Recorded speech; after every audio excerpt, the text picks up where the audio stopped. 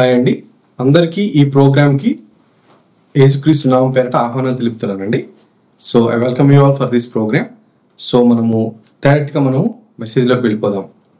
So ఇక్కడ మనం ఆలోచించాల్సి ఏంటంటే, మనము how is our life, how are we conducting our life, మన జీవితాన్ని ఎలా నడిపించుకుంటున్నాము, లేదా ఇంకో విధంగా వస్తే మన జీవితాన్ని మనము ఆత్మానుసారంగా జీవిస్తున్నామా లేకపోతే శరీరానుసారంగా జీవిస్తున్నామా?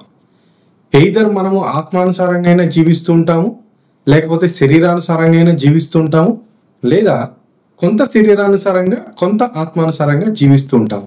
ఇక్కడ చూడండి, మనిషిలో మరణ నియమము అనేది ఒకటి ఉంది కదండి మనకి. అలానే పాప నియమము కూడా ఉంది. ఇక్కడ చూసినట్టయితే పాపము మరణము రెండూ కూడా మనిషి శరీరంలో విడి ఉన్నాయి.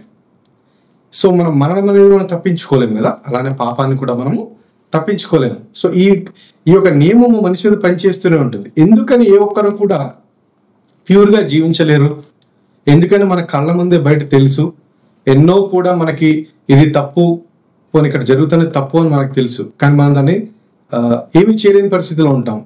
అంటే దాన్ని వదిలేస్తాం అనమాట. ఇక అంతే, మనిషి ఇంతే, ఇంకా మనిషి ఈ యొక్క బలహీనతలకి మనిషి వెళ్లాల్సిందే అనుకుంటూ ఉంటాం.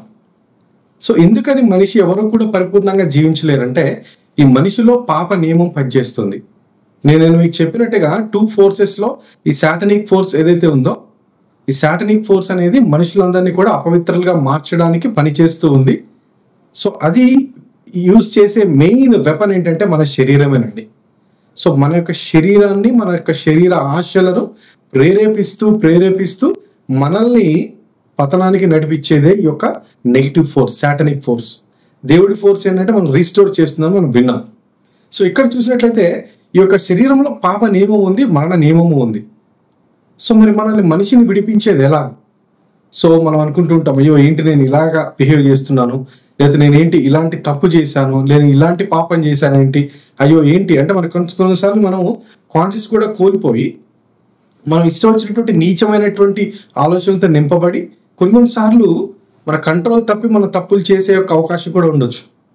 అలాంటప్పుడు చాలా మంది ఏంటంటే గిల్టీగా ఫీల్ అవుతూ ఉంటారు, అయ్యో నేను ఇలా చేసి ఉండకూడదు. కానీ ఎందుకు చేస్తున్నామంటే ఆ నియమం అనేది అలా పనిచేస్తూ ఉంది. అయితే ఇక్కడ చూడండి, మనం అర్థం చేసుకోవాల్సింది అంటే, మనం దేనికి సృష్టించబడ్డాము అంటే, దేవుడు మనల్ని ఎందుకు క్రియేట్ చేశాడు అంటే, ప్రతి మనిషి కూడా ఆత్మానుసారంగా జీవించడానికే దేవుడు మనల్ని సృష్టించాడు. ఈ లోకంలో మీరు చూసినట్లయితే, ఈ లోకంలో ఉన్నటువంటి ప్రతి ప్రాబ్లంకి కూడా కారణం ఏంటో తెలుసా అండి? మనిషి శరీరానుసారంగా జీవించటమే. మనిషి శరీరానుసారంగా జీవించటం వలనే ఈ లోకంలో ఇన్ని ప్రాబ్లమ్స్ అన్ని కూడా చుట్టుకుంటూ ఉన్నాయి. శరీరానుసారమైన మనస్సు, శరీరానుసారమైనటువంటి ఆలోచనలు, శరీరానుసారమైనటువంటి క్రియలు, నేత్రాశ, శరీరాశ, జీవపు డంబము లేదా జీవము యొక్క గర్వము, ఈగో కానివ్వండి, నేను, సెల్ఫ్ ప్లెజర్స్. మనిషి ఎంతసేపు కూడా శరీరం మీద తిరుగుతూ ఉండడం వల్ల మన సొసైటీలో చూస్తున్న ప్రతి ప్రాబ్లం కూడా ఏర్పడుతూ ఉందండి.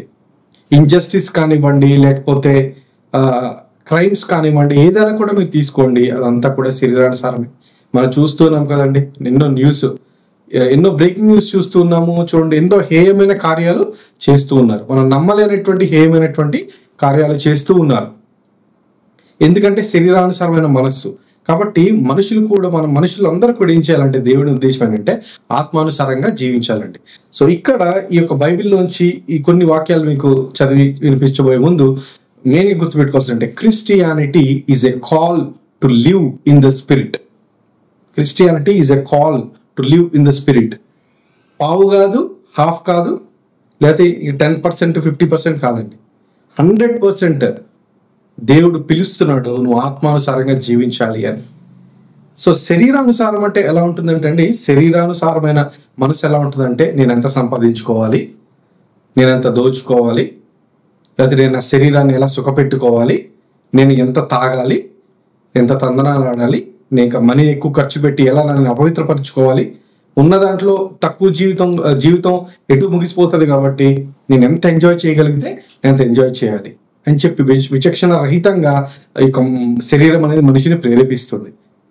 ఆత్మానుసారమైన మనసు ఎలా ఉంటుందంటే, ఎవరికి మనము హాని చేయకూడదు, ఇంకా కుదిరితే మనం ఎవరికైనా సహాయం చేసే విధంగా ఉండాలి, అలానే నా యొక్క శరీరాన్ని, నా మనస్సుని నేను పాడైపోకుండా, కరప్ట్ కాకుండా నన్ను నేను ఎలా కాపాడుకోవాలి, నేను ఎలా ఒక మాదిరిగా ఎలా జీవించాలి.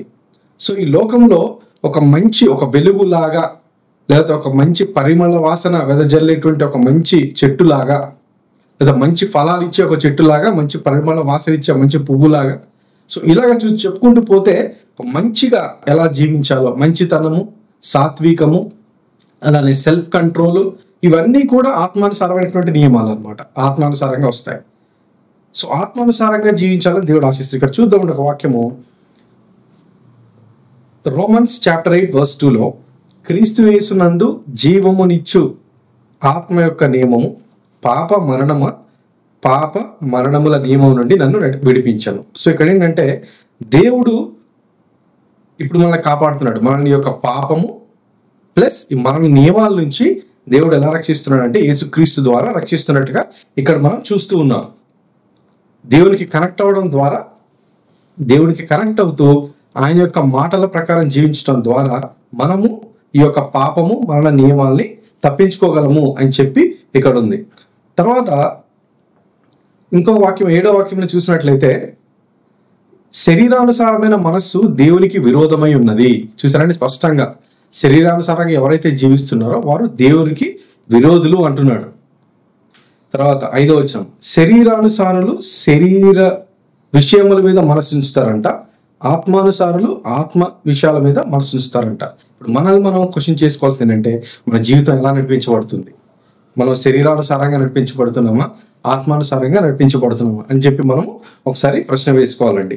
తర్వాత 13వ వచనంలో ఏముందంటే, మీరు శరీరానుసారంగా ప్రవర్తించిన ఎడల చావవలసిన వారై ఉందురు గాని ఆత్మ చేత శరీర క్రియలను చంపిన ఎడల జీవించరు.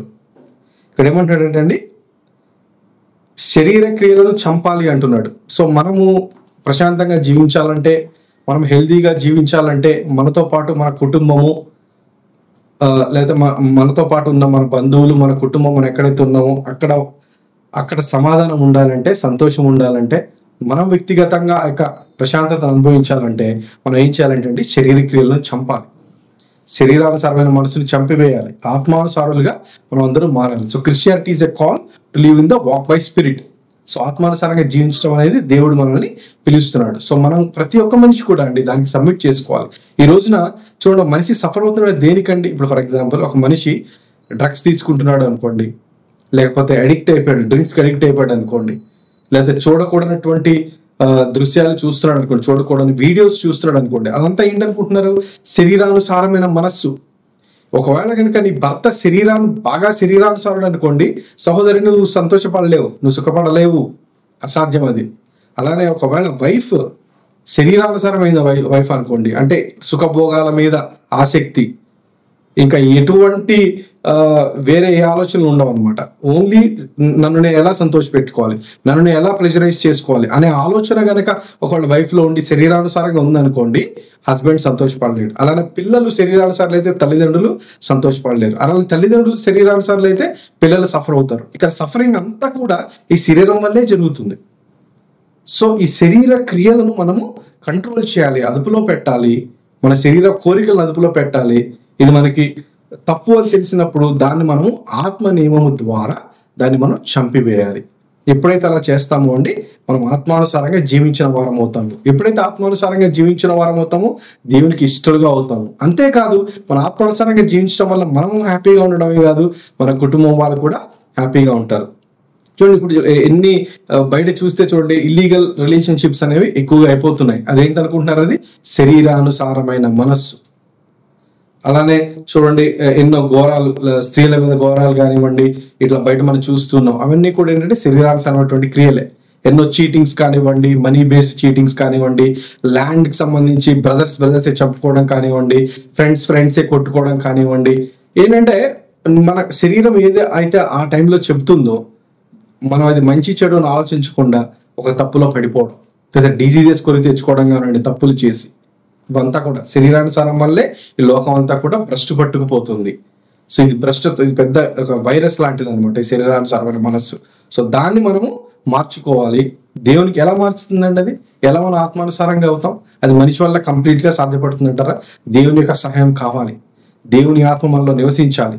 దేవుని యొక్క ఆత్మ మనలో నివసించి ఆ శక్తిని మనకు ప్రసాదిస్తేనే కానీ మనం పరిపూర్ణంగా శరీరాన్ని జయించలేము. అయితే అందుకనే దేవునికి మనం ఫస్ట్గా కనెక్ట్ అవ్వాలండి. దేవునితో కనెక్షన్ ఏర్పాటు చేసుకొని ఆయనతో మాట్లాడుతూ, అలానే ఆయన వాక్యాన్ని మనం చదువుతూ అనుదినము దాన్ని మనం ధ్యానించినట్లయితే మనకి దేవుని యొక్క ఆత్మ అనుగ్రహించబడుతుంది. తద్వారా మనము శరీరాన్ని జయించగలుగుతాము, మన జీవితాన్ని సంతోషంగా నడిపించుకోగలుగుతాము. ఈ చిన్ని మెసేజ్ని దేవుడు మన విడికిల్లో దీవించును గాక. ఆమేన్.